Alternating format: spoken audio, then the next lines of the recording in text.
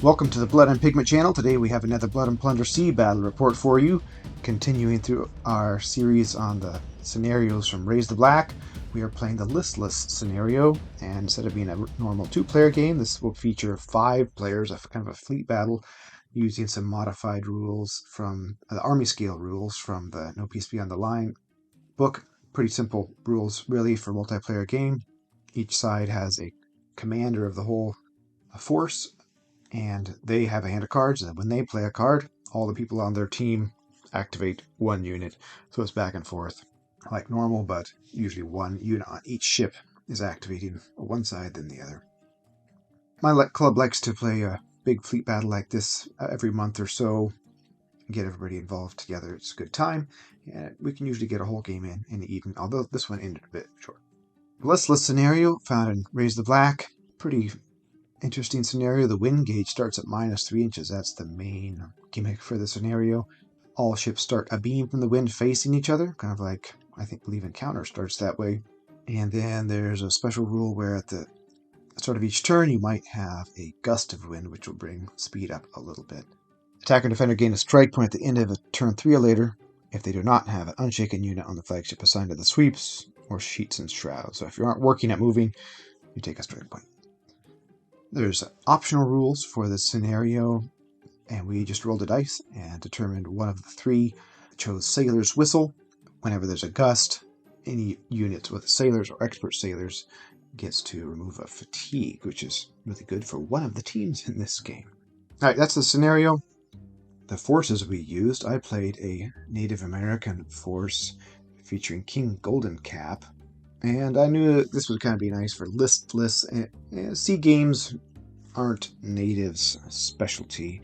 In general, they're better at land games, but they can do well at sea. But in this case, canoes are a lot safer when ships are moving slow. Canoes don't like getting hit by ships, so I thought it'd be a good time to bring out the Native Americans. And my friend Dawn, who is on my team, had just painted up a bunch of natives, so that's what we played. We both played 275-point forces, and then our opponents had a 200, a 200, and a 150, so 550 per side. King Golden Cap, I use his Golden Island Tribe faction, which gives all the units tough, which is really strong. All his guys have hard chargers from his rules, so that's really strong. They all have thrown weapons, which makes them really powerful on charges, and they all have to have bows. So I had 6 units, and I squeezed in 1 unit of freebooters because it's fun to have some muskets, and I like that little nod to history there. Some English Buccaneers helping out. All my units had bows except the freebooters. I put sidearm muskets on most of my units, so they had 1 good volley that hit harder. I had 1 piragua and 4 canoes. Dawn's force, I don't have the details on it, but it was a Caribbean tribe, so he had poisoned arrows on all his units. He had a seasoned commander on his command unit with the savvy rule and they were Warrior Musketeers, so he had 1 good unit of muskets that weren't slow reload. But he had the Sound of Thunder rule, which every time he got shot with muskets, he had to do extra fatigue. But he was dropping extra fatigue with his poison arrows, so that was a really dynamic force, and it was interesting on that side of the board. Our opponents, Riley had a British Navy force with just cannons and a lot of sea dogs and some able seamen. Ryan had a French Buccaneer force with a bunch of musketry and swivel guns, and Ian had a smaller force, 150 points, and a bark with able seamen and sea dogs and swivels as well. Those are the forces. Let's look at the setup and we'll jump in. We set up in kind of the middle of the board. The setup requirements are outside of 16 inches from the board corners. We just use a 6x4 instead of a 4x4 to accommodate the more players. I set up my force with my piragua in the middle, with 2 canoes on either side. The opposing team put the larger ship, the frigate, in the middle, with the French brigantine on their left and the Royal Navy bark on their right. And we began the game. They were moving pretty slow under sail power with a -3 wind speed, so the frigate was moving 2 inches, and the other 2 boats, the ships, were moving only 1 inch. Meanwhile, our canoes with the paddles. That's kind of one of the reasons why we chose Native Americans for this. Can still move at 3 inches without any penalty, as long as the men don't get shaken in it. First activation, I think our natives went first and able to get within 24 inches and get off. I got off a volley with my freebooters. The Buccaneer guns have a 28-inch range, so they can hit a long range, and Warrior Archers with their 5-shoot can hit a long ways too. So set off a volley there, but just looking for 10s and didn't get any. No, there was Terror. Brian's force had a commander with Terror, so we had to roll fatigue checks on all of our native units, and I think out of my 6 units, I think I got 5 of them failed, which is a bit of a disaster. That set up Brian's filibustier for a volley with Ruthless. He had a cold-blooded commander, so he was able to get a kill along one of my allies, Dawn's units, right away. Second activation, I did my big volley. I can do it with King Golden Cap with 3 command points. I can send off a bunch of arrows. That's part of the fun of command points in native. You can just keep shooting and shooting and shooting without ever reloading. I think I did 8 volleys of arrows. That is maybe between the 2 forces, my and Dawn's. We got 8 volleys. We only killed, I don't know how many hits we got, but with the arrows minus 3 penalty, that means if you have a normal save of 7, hard cover of 6, penalty of 3 for the arrows, that means you're saving on 3s and up. Only 1s and 2s are deaths. So we got 2 dead, but we put 9 fatigue on units on the opposing ships on that second activation. But they hit us hard again as we got closer, and at the end of the first turn, both sides had 7 fatigue over the entire forces and 3 dead, so a fairly even opening turn. Turn 2 opened with an event in my hand, and of course I rolled the Submerged Hazard, which I seem to always roll, but at this time I just had a boat, so it didn't matter if my Piragua went over a shoal. I could kind of ignore it, and it was kind of a roadblock for the enemy ships, so not a big deal, but kind of insane how often I roll Submerged Hazard. Opponents took the initiative, and the frigate was able to put its arc of fire onto my Piragua, and in spite of its low profile, able to get a couple of hits on me, and combined with some muskets, and just put some devastating fire on my flagship. They really focused on King Golden Cap, which I forgot to bring the model, so I had to use a generic commander, which was kind of annoying. But yeah, that big volley put a leak on my Piragua, and 2 damage and a leak, and put some fatigue on my units as well. That second turn, we also used the sailor's whistle rule, and then we had a gust, which all the enemy units were able to take 1 fatigue off, so that was a major blow to us. Our whole game was about putting fatigue on the enemy units so they can't shoot us as much, and so we can board them quick. But that, between poisoned arrows on Dawn's force, and tough on my force, and tough on 2 of the enemy's forces with the British English Navy, and ruthless, cold-blooded on Brian's force, there was just so much fatigue, and Sound of Thunder on Dawn's force, there was so much fatigue going down and coming off, going down and coming off. That was a pretty wild part of this game. Dawn had to spend his first couple activations rallying after taking some nasty volleys with the Sound of Thunder, which really slows down his Kalinago there. My young warriors in the Piragua just eliminated the whole force. The whole unit was taken out, which was very unfortunate. He did have to use a fortune point to hit my Piragua with his cannons, which was something. I kept throwing arrows onto the frigate. Riley had units with fire pots all over his ship, and I wanted to suppress those fire pots so I wouldn't have to deal with those. So by the end of the second turn, I had all of his units with fire pots were suppressed and shaken and prone, so I felt pretty good going into turn 3. Turn 3, things started to get interesting as far as melee. Our ships started to get close enough we could grapple and start to board each other. Native took initiative, and we used command points to grapple. Dawn threw a bunch more poison arrows, trying to keep those units, English and French units, suppressed. The frigate was kind of pulling ahead of everyone else because of its a little bit faster speed, so we kind of swarmed it, threw 3 or 4 canoes at it. Well, I split off part of my force to try to work on the bark to my left. A lot of rallying on the English side and bringing units back into play right before we were able to charge them, which we were a little bit too late.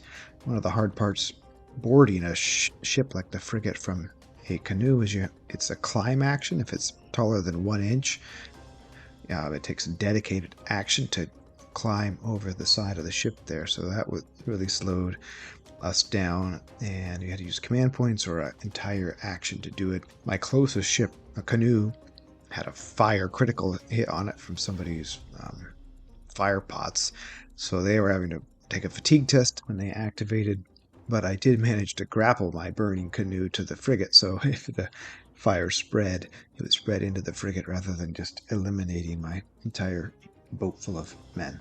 The freebooters pulled up and grappled to the stern of the frigate and did a dedicated charge into the stern, but with only a few of them and some really large units of Sea Dogs. Sea Dogs, that 6 save with hard cover, it's hard to take them down. And they were countercharged by another unit. Most of them were killed, but there was like 2 left. They didn't fail their fatigue tests. I was able to board the bark to my left and took out the main deck of all of the units, but then the huge unit of able seamen in the back hit me like a freight train and eliminated my warriors that had jumped in. That turned into a quagmire. End of turn 3, I had lost a good about almost half of my force. When we're playing army scale, we often don't count strike points per force, because if one force strikes and just totally leaves play, it messes the whole game out for everyone else. So we, in general, just play out to the end of the turn, or it's clear that one force is entirely losing, or we play to the end of our time, which we did this time. End of turn 3, it was looking pretty scary for everybody. We had a lot of fatigue everywhere. We were engaged in melee everywhere. Some of Don's canoes were still floating and shooting out poison arrows, and Brian's brigantine was still pulling up with a lot of musketry and brace of pistols threatening us. So very still in the balance. End of turn 3. Turn 4 turned out to be our final turn of this game. Over on our left, my warriors were able to take out the remainder of the English in the bark and capture that even, but they took some heavy casualties. I lost a couple units there. Those able seamen just don't go down easy. They cleaned out a canoe. I lost a lot of men against those guys. Brace of pistols and that good resolve and tough, and that fight save. Amazing. Things did not go so well for us on the frigate. I had 1 unit of warriors and 1 unit of freebooters, and I didn't have enough men. I was getting overwhelmed, but Don's guys were just coming over the side and tying units up. But with 6 sturdy British units on that ship, we weren't making as much progress as we hoped. We get a bunch of hits, throwing weapons, but we just keep saving them. Brian's brigantine was still coming up and wasn't grappled yet, but was pouring out some really deadly fire of swivel guns and Buccaneer guns. Those Buccaneer guns with ruthless. It was so much, as long as you timed your attacks well, there's a lot of fatigue out. At the end of turn 4, we had to call the game due to time. It was looking a little bit tenuous for the natives, but the English frigate was really tied up with a lot of units as well, so it was kind of hung in the balance still, which is a little frustrating. But the English had 36 casualties, and the natives had 35. We had taken the bark for sure, but I'm thinking we would have lost in the frigate struggle, and Don still had so many models in his canoes, it's kind of no telling what would have happened against the brigantine. Since it was such a close tie, we said it's down to a die roll, and we rolled, and the natives got the high roll, which is kind of silly, but called it for the natives, but it was just a kind of a tie. Great scenario. Let's look at some notes or lessons from that game. I really enjoyed the Listless scenario. I kind of enjoy slowing everything down so ships aren't zooming around the map, but it was obviously an advantage for the natives to have the ships slower. We never got rammed, but that is one of the most feel-baddy moments for natives at sea, is when you get your canoe rammed and everybody falls out and dies. But that was counteracted by the sailor's whistle scenario rule that only gave an advantage to our opponents because none of our units had sailors or expert sailors, so they got a lot of fatigue removal. I think at least 2 turns had a gust, which gave them that took fatigue off all their units. That was massive. So I think the scenario kind of balanced itself out between the two forces. The other special scenario rules you can use are fun. The Merciless Sun is my favorite, which just gives you more fatigue. You guys are getting baked. Now, this scenario was designed by my buddy Guy. He did an awesome job. I'm really impressed with his creativity and really enjoy how this one turned out. The forces were a lot going on, and everybody brought their strengths to the table here. The British Navy is so tough. All those tough units and the good melee saves, and we had fire pots and swivels and those horrible able seamen. Those were proved themselves worth the points this game. That's it. Kalinago is mean with its poison arrows, but it certainly struggled with its own fatigue with that sound of thunder. Every time they get shot, extra fatigue check, and with a 5-6 resolve, it just adds up. South American tribes can use the poison, and they're steadier because they don't take that extra fatigue from Sound of Thunder, but they don't have Ruthless. Kalinago really dynamic, kind of wild play experience. I think Brian used Leoline's faction, which is always good, especially with the point decrease in that commander. French Buccaneers are good, and then you stack Ruthless on top of that, and they're even better, and Terror on top of that. Saw some real good results there. I enjoyed the Golden Island tribe. Tough is really huge for the natives. The biggest weakness is their resolve, and having that big fatigue removal without having to rally was really helpful. It was apparent that a lot of our native rules got turned off at sea, which is always the case. Hidden doesn't work. Quick really doesn't work. Skirmishers doesn't really work. Although I was able to use it once. I charged into the bark and then skirmished back out. But if you do a climb into the frigate, you can't skirmish back because it's dedicated. You can't use free actions. Fun when you can, though, at sea. I enjoy the higher point level, 275 points for our forces, and everybody used a fairly good size commander, which I think makes Blood and Plunder a lot more fun using having your commander be a central part of your force. I used, I think, 28 point, 30 point, King Golden Cap, 3 command points, and then I added an officer as well. I had 6 units and I had 4 command points to throw around, and that really helps shoot a lot of arrows. That's a favorite tactic of mine with natives. It was a very enjoyable game. I want to thank all my friends who are putting up with me taking notes and pictures and videos while we were playing this game so I could make this quick battle report. And thanks to Geeks and Games, my local game shop here in Oregon City, for hosting the game and being a great host for our club. Hope you enjoyed the battle report. We're enjoying working through the sea scenarios from Raise the Black, and we'll be back soon with a storm scenario. Thanks for watching.